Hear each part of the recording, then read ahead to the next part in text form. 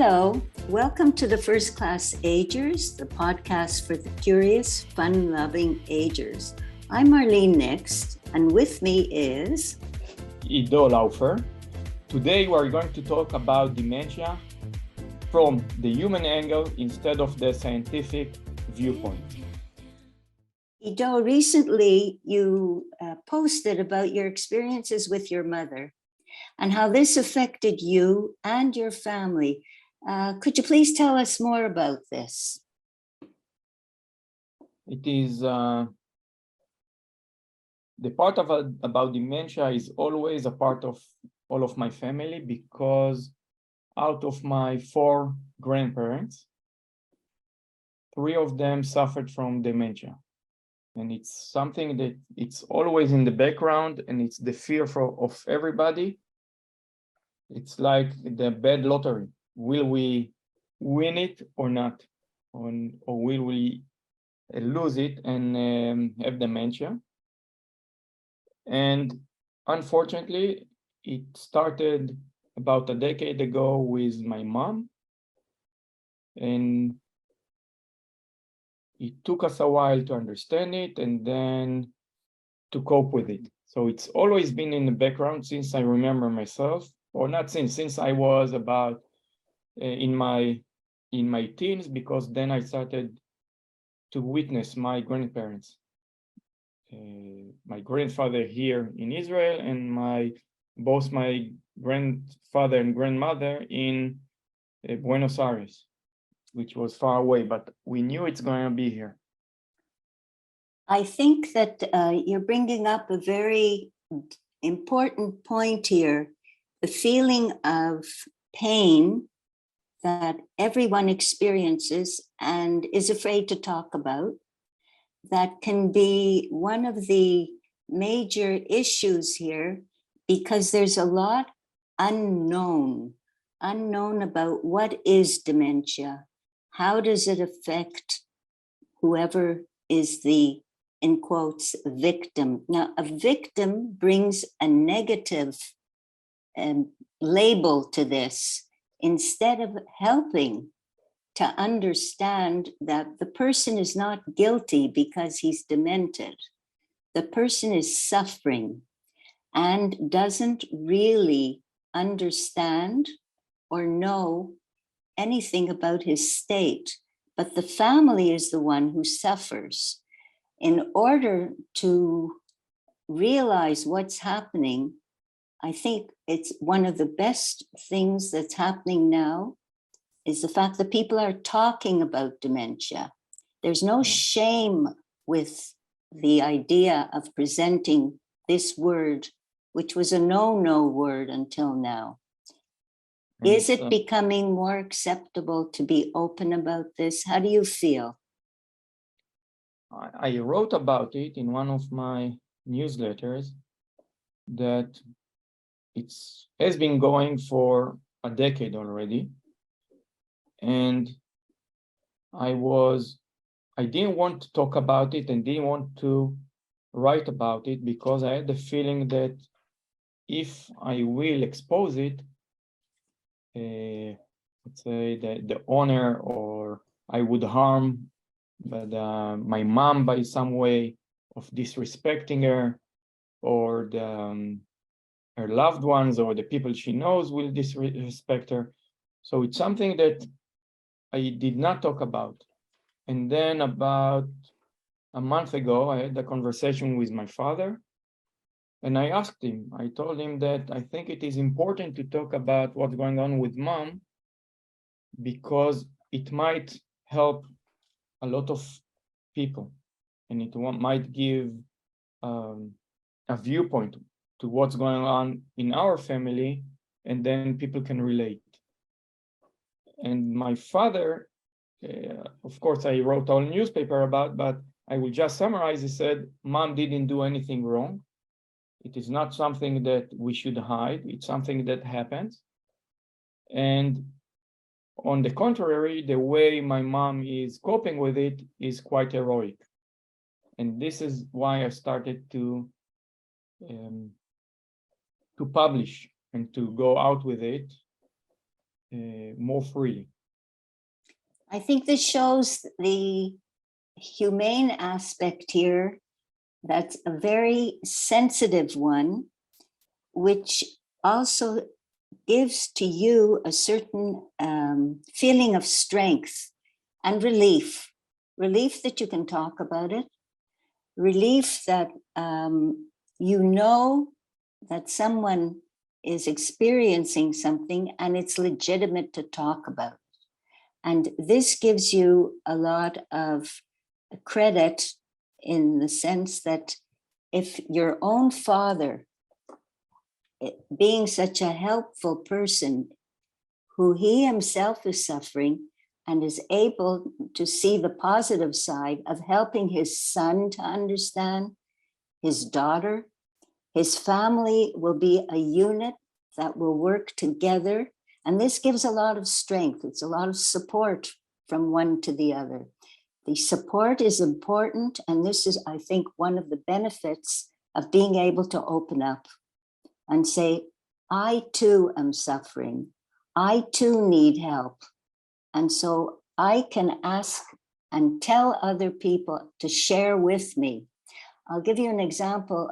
I recently spoke to a friend of mine who very tearfully started to say, I want to confess. I said, to confess? Sounds very serious. What did you do wrong? And she did nothing wrong. She kept this all bottled up inside of her. And she felt great relief when she was able to tell me, my husband is demented. I have heard that word, but I didn't understand what it meant. And as she described her difficulties, I saw her body language. And these were the signs I noticed. Her shoulders weren't so high up. She relaxed her shoulders. Her face wasn't so tense. Her breath was more free. Her speech was more fluid. She was able to start expressing and telling me what she was going through. And this was very important. The knowledge about dementia, this you can read about, this you can hear about in lectures, but the actual supportive listening and saying to someone, do you want to talk about it with me? Tell me about what you're going through. And the example you gave of your father is one of the, I think, the most vivid ones of intimacy and sharing. Here he says to his son, let's look at it from this side. This side says, there's something positive here. I am telling you that she has done nothing wrong. In the same way that I said to my friend, understand you didn't do anything wrong about hiding. It was your fear of being exposed. There's nothing to expose. There's something to share. You're having difficulty. So I listened. Same way that you did, and you learned. How did it help you? Also, it is a strong part of a loved one is in a weak position and you want to guard him and you want nothing to protect him from any harm. And when you might think that just talking about it in the public and that everybody knows, it might be harmful for your dear one.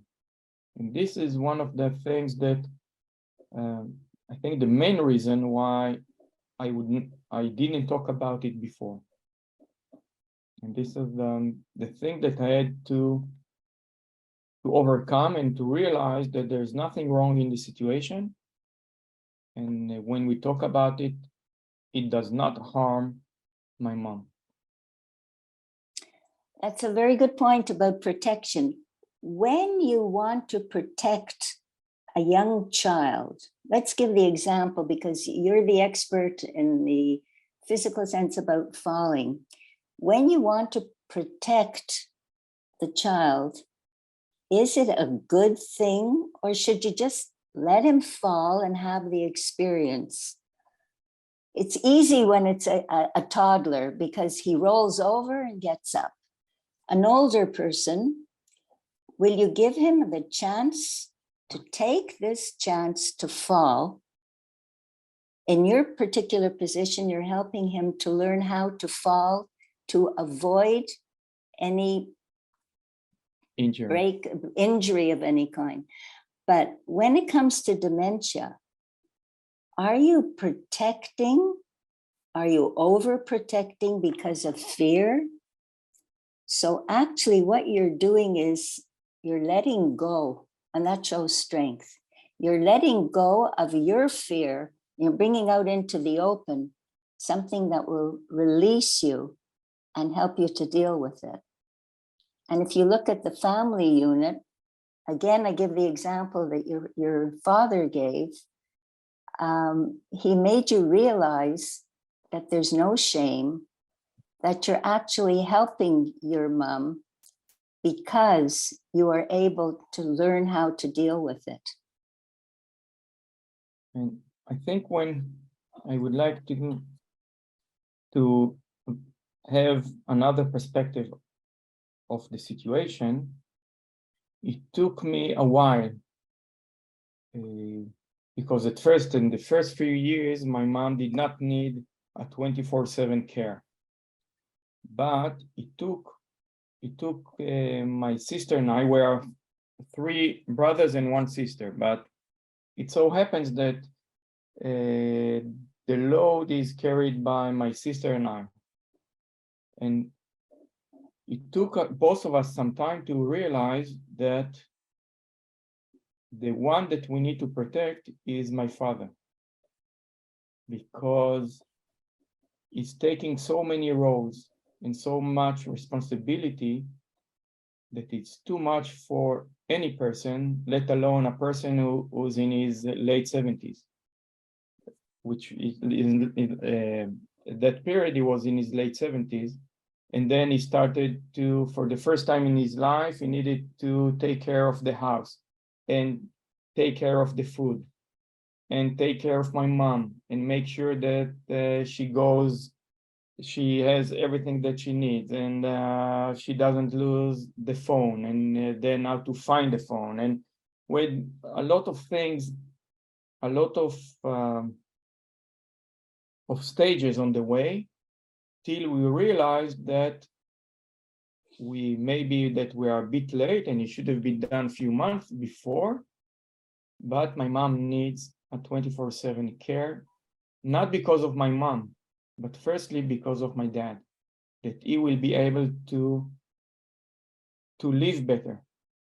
Otherwise, I think not only that his life would have been much worse, but I think it would have been much shorter, because it's a lot of load. And then once we understood it, this is what we did. What do you think helped you to, if I can use the word balance, to find some sense of balance here, so that it would be, number one, the goal was to help the situation that your father was in become less of a heavy burden and make it divided up between the siblings, you and your siblings, and also to keep his dignity, that you know that he is capable of doing so much, but to keep it evenly balanced, that you can divide it up between you. Was this difficult for you? Or did you see it as a help to say to your siblings, how can we divide it up?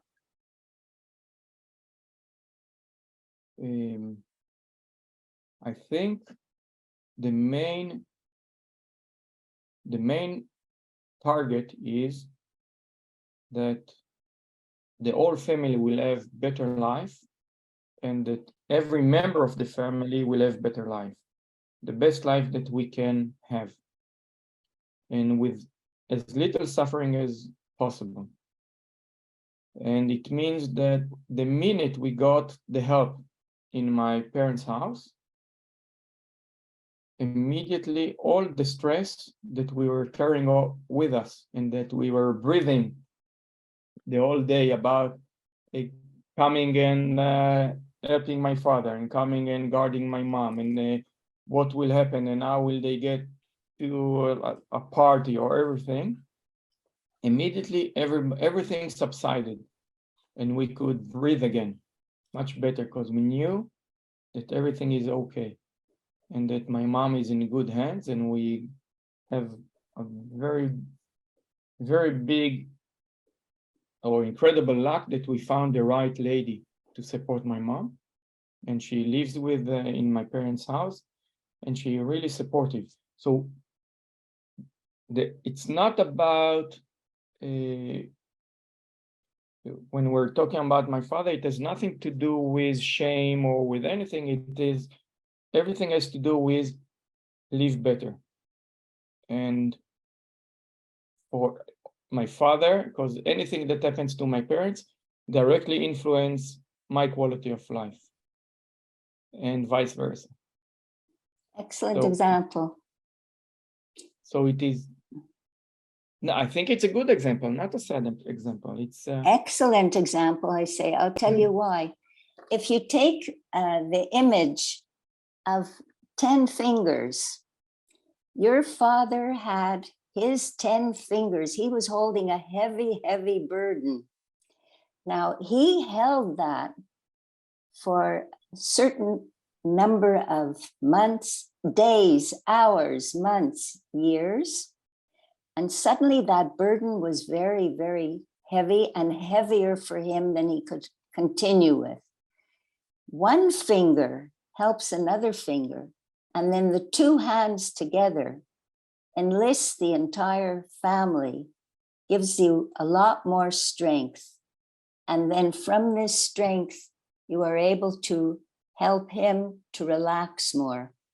And this also helped every other member to relax more, so that this heavy, heavy burden that was shared made life easier. As you say, he was able then to settle into his 70s as he was aging, so that he could handle himself better, and the family together could handle this heavy burden together and lighten the heaviness of it for each individual involved here.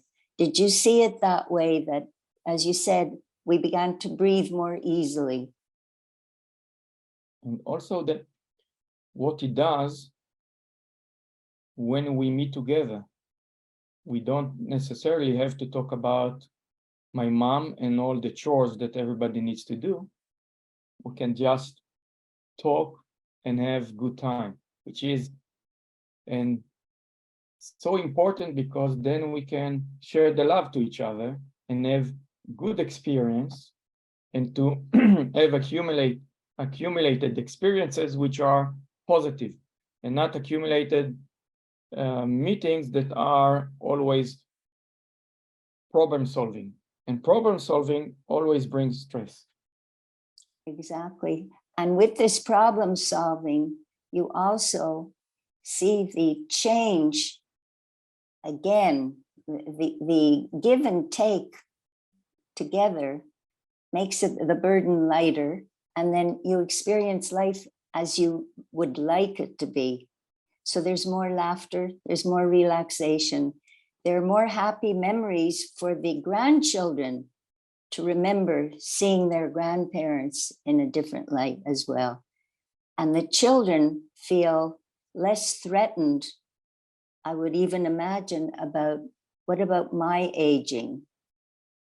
If I see dementia in a parent, will this happen to me? And how will it be for me? How will it be for them? But that's in the background. In the foreground is being together in the here and now becomes lighter. I come back to the image of the burden. If you make it less problematic to handle the heaviness, then you feel lighter, you feel relieved. And so you can relax and you can enjoy. Yeah. And while we were talking, I I was thinking it is worthwhile to talk about the stages that we went through till today, because maybe it might help some other people to know that everybody is undergoing the same stages. And currently, the stage that my mom is that she, for most of the time, she's not aware of the situation that she's in, and she's not grieving for the loss of capabilities. She's just complaining about some foggy thoughts and the fact that she is not capable of putting her thoughts into coherent words. So this is the situation, but in between there are coherent moments when she understands how bad her situation is and she gets very depressed. So these are short moments, and they're getting shorter and shorter, and with time they're getting, we are less frequent. So this is the situation we are now, but which is a good situation in comparison to experiences that we had, which the depression was a long while because she knew exactly what's going on and she knew what's about to happen. And I think these few years of the intermediate state are the toughest. And when I think about the toughest time is the period of time that we very quickly we needed to have my mom stop driving. That's a very, very critical moment because you're talking about the independence here. Exactly. And how does this affect the immediate lifestyle? Who will then take over? How will the person manage? What does it do to their self-image? How do they feel about it? Exactly. And when I talked with my friends and family who are in this situation, these days, in the days of how to take your parents away from driving, and I think for all of them, this is the most difficult part, because this is the symbol of losing your independence. I think stressful here is the word as well. It's stressful for everyone. The person having the new lifestyle forced upon him, and he doesn't really want to change, but the change has to be made for whatever reason, for safety reasons, number one. And the stress that everyone experiences, how will this change this person's life? How will this change the family's life? And this is the outstanding sign that from here on, things have changed. Again, I refer to balance because the balance has been upset. They become more dependent. And if they become more dependent, the parents, what happens to their children? Do they have to, in quotes, take over or see how to change the situation? So again, it's something very indicative. It shows you that this is a family problem. It is. And when we're talking about this period of time, as you said, there's no turning back. And that people know that this is the tipping point of what's going on in the future. And it's very, very hard to accept it, that as a family, or for my mom, that she personally just is over the hill and the tipping point was crossed. And from now on, it's downhill. And there's no plateaus anymore. No. I think also if you can think of getting help, how to manage in a new way. If you look at it positively, there's a lot of the negative side is that you say they're going downhill, but can this going downhill be managed so that the pace won't be so fast? What are the small steps that can be taken to make it more realistically, in quotes, easier, tolerable? How does one do this? Can you get help? Are there specific aids that are available? For instance, the example of the driving. So you use taxis, or you have everything delivered to the house. You make a new family plan of how this will work. In the same way that the person's life will be changed, will you have someone in the role of a caregiver, someone responsible, and lighten the burden? So you try to find a new balance. It's like taking small steps to get to the bigger steps. Another thing that you mentioned here,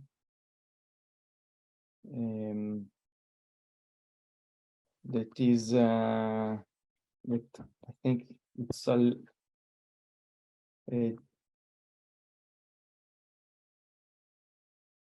when what I'm addressing is the leaving of the house, getting out, the outing. And at first we would insist that my mom would keep participating in everything the way she used to do, and go to trips and vacations with us and everything. And we insisted on it. And it took us a while to understand that it is very stressful for her, that it is this is what we want for her, to participate with us and to be with us and to celebrate with us and get the good energy in order to better her situation or her mood. But it took us a while to understand that in some occasions, especially if we go to, let's say, weddings and all of these things with many people, it might be a tough situation for her, not because she is ashamed of not remembering the people, but only to be with such crowded environment, with a lot of noise outside of the house, and people are coming to her that she doesn't remember and asking her question, and she needs to answer, so it's a very stressful situation. And it's something that we are still debating among ourselves, which party should she go, which not only because of let's say the burden upon us in every situation, but in her view, is it too stressful? How many people? How much noise? Because she gets tired very quickly with a loud noise. You know, Ido, this brings up the example. If you think of the word overwhelming, okay?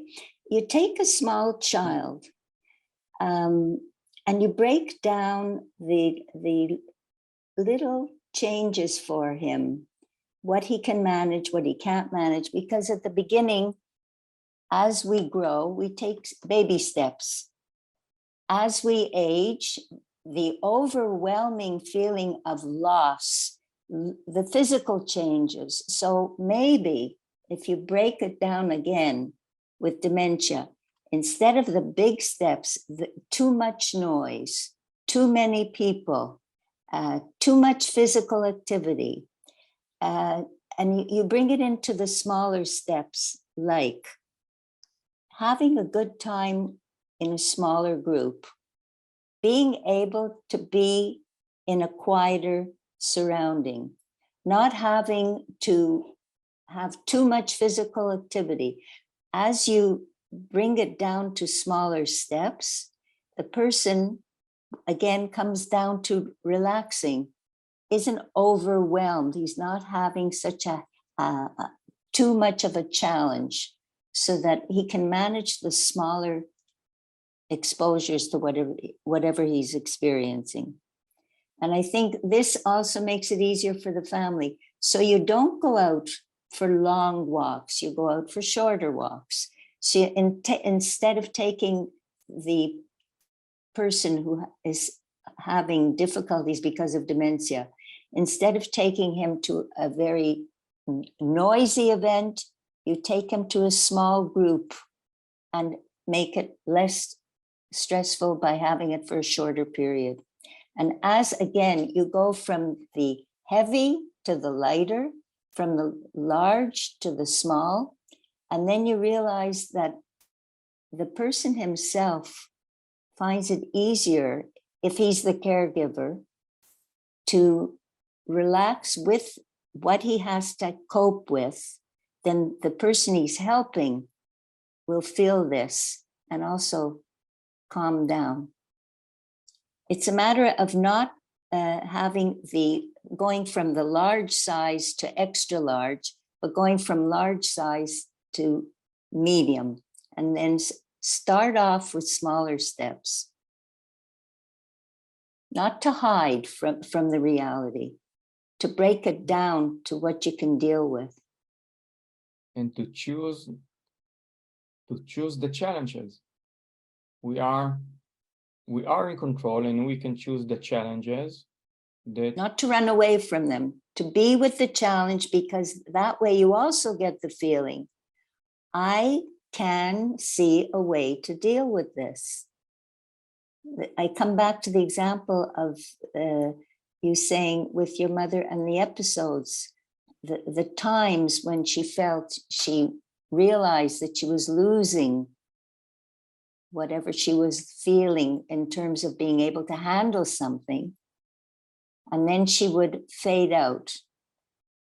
But when she was happy with the less overwhelming feeling, she was able to enjoy that quieter period. True. So accept the challenge, but in a smaller way. This is what it seems to be. It's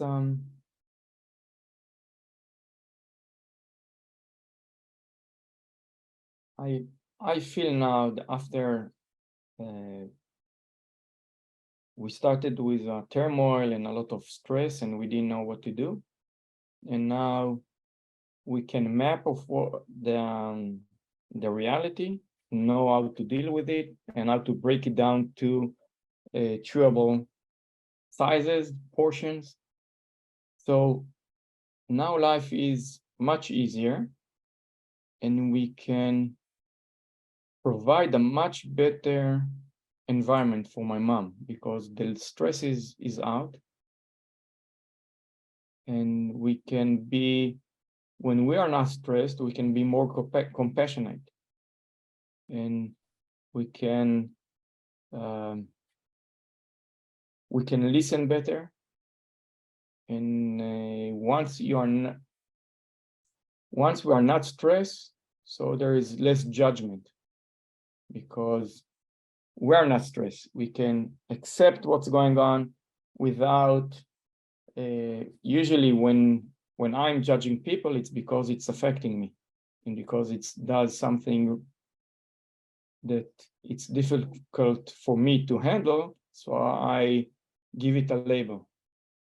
And when it's not something difficult, I don't need to give it a label. I can breathe and accept it, and then be more relaxed. Because you see it as it is what it really is. As it happens, whatever it is, you without judging it, you're free. You're less free if you start thinking, I have to be in control of it. If you're not in control all the time and you just let it flow, then you can handle it, but stay step by step. This is the thing. You can't judge a heavy burden because it's so heavy. You have to break it down. Once you break it down, then you can take each step very slowly. And the same way with this big word, dementia. What does it mean? It means a lot of different things depending how you look at it. But if you judge it as being in a very overwhelming negative way, then where do you start? And you have to break it down again. I keep coming back to this because that's the issue. Where do I start? You picked it up when you felt the turmoil. How do I make the turmoil? How do I lessen it? What should I do about it? Something practical. I can't take the whole subject has to be in certain segments, little parts, one at a time, and then it'll fit together.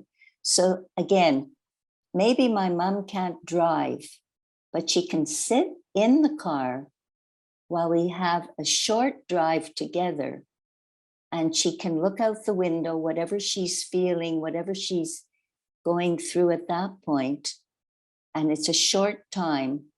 She's out of the house. That's good. She's in a car. That's good. But she doesn't have the turmoil and the stress of having to drive. And you don't have the turmoil of saying she's driving and she's in danger. So you're in the car together. You're having a positive experience for a short while. And that's the baby step.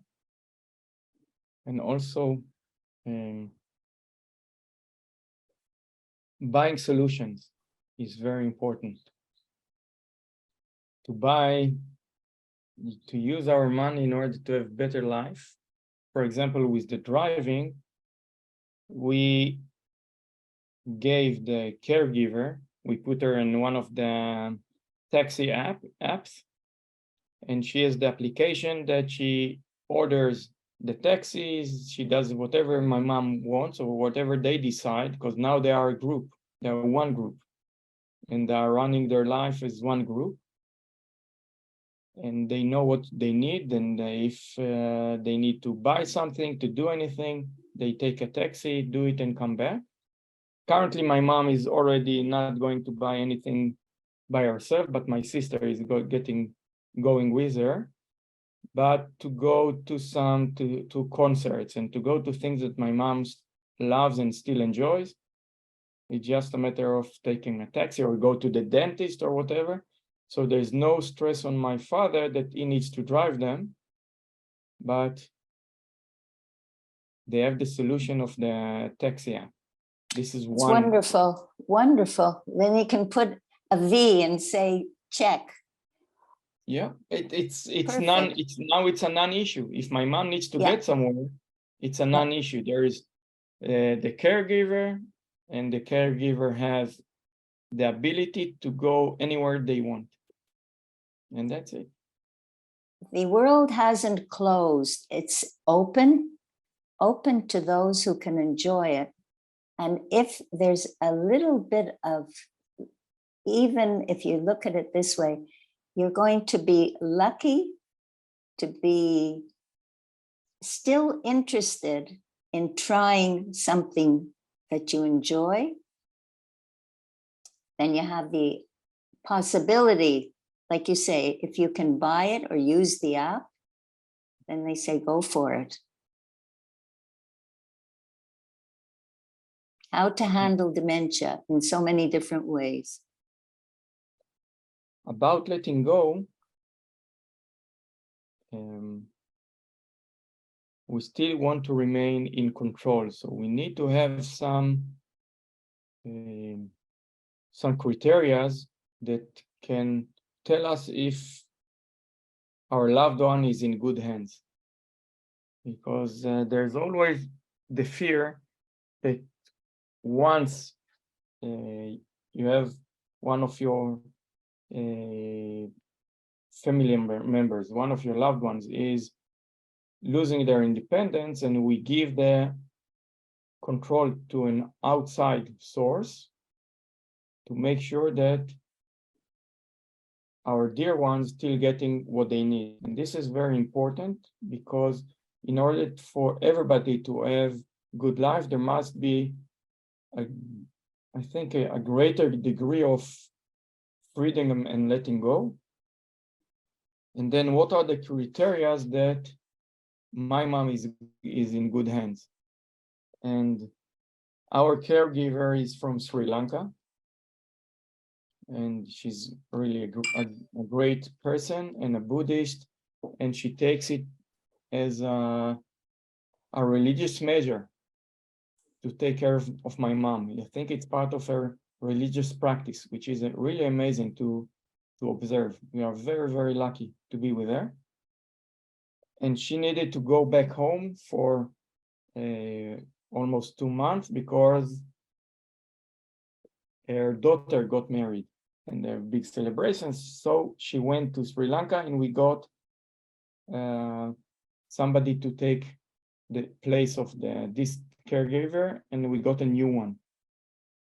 And at first, this also the new lady also was very passionate, and she was very compassionate, and she wanted my mom to have the best life that she could provide her with, but her ways were different. So my mom did not feel as she did not feel relaxed, and she did not have the same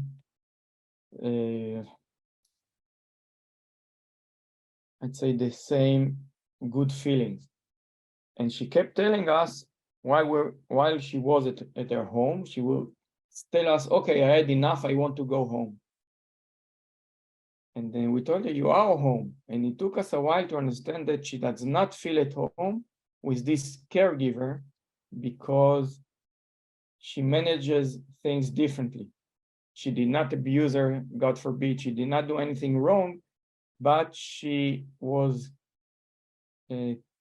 very stressed about doing the right thing. So she wouldn't let my mom to go out to the garden by herself, and something that my mom really enjoys. And once my mom did not have the sense of freedom that she used to have, she wanted to change the environment. So she would tell us, I want to go home. And it's one sign. It's not that she is too confused. It's just a matter that she does not feel comfortable now, and she wants to go to her secure place. You're talking about understanding and reading the clues. What are you trying to say? If you take a comparative picture, when a child doesn't speak, how do you know what they want to say? When an animal wants something, how do you know? So the clues of a demented person are there. You have to know how to read them. In this way, using the example, I want to go home, what is she actually saying? I want it to be like it was before. This is a change, and I don't like it. And on the other side, the caregiver is being overprotective, meaning well, trying to do the best she can, but it's too stressful. Again, the balance is upset, and you have to find a new way to work with the person. It's always about change, that we change the way we see things. We change what we're going as we go through the different processes in life. And then we have to learn, to relearn how to get to the next level and deal with the change. Yeah. Okay, I think we covered a lot of. I think we covered a lot of ground, a lot of it. It's a very deep subject, and it's a very, it takes a lot of courage to talk about it, but more people are talking about it now. Yeah, I think that when my grandparents, they died in their early 70s, it was a normal thing. We expected people to leave us at their 70s. Now we're talking about their 80s, 90s, and 100s. So Look, I'll give you an example. I think of myself sometime. I say, what, I'm still around? I'll tell you something funny. See, you're laughing. I know you. Some of my friends are gone. Some of my friends are very, very sick. Some of my neighbors disappeared. And I think I'm starting to know more people who have said bye-bye, whether they wanted to or not. And then they say, you know, you're really getting old when you have more friends on the other side. But I remember when I was in my 50s, I said, wow, well, I get to 75, that's enough. I don't want to be a burden to my kids, okay? And then I said, you know what? I said, I don't feel 75 yet. So where's the cutoff point? And then I listened to 3 wonderful people that I still am in touch with. They're 97, 95, and 94. They have more energy than some of the 40-year-olds I know. So there's no limit. And Ido, I tell you, it's all about change. It's all about balance. What do I mean by balance? Pretend that you're in a circus, you're walking on the high wire, and you have to somehow manage it. So one day it's this and one day it's that, whatever it is, you're going to have to deal with it. It's true, there are terrible diseases. It's true, there's dementia. No, but you ask 99% of the older people, I'm willing to do a questionnaire on that. Which do you prefer, if you can choose, to be demented or to be physically incapable? They won't choose dementia because they feel it's a loss of image, a loss of respect. It's bullshit. Sick is sick. It's how you look at it, and that's it. And how you have to learn. It's very painful to learn to accept change. The kids have to learn it. I have to learn it. I know I say to myself, this is it. Deal with it. What else can you do? I ask you, you are at the prime now. You have everything ahead of you. If you look at it that way, do you ever think about it? I do. Sure. Of course. So what do? You And do. everything I want. Anything I want, I go and do it. I do Exactly. not wait. You need to do whatever you feel like is right Exactly. for you. You know, I want to tell you, last night I watched the Holocaust programs. It's terrible. There are no words.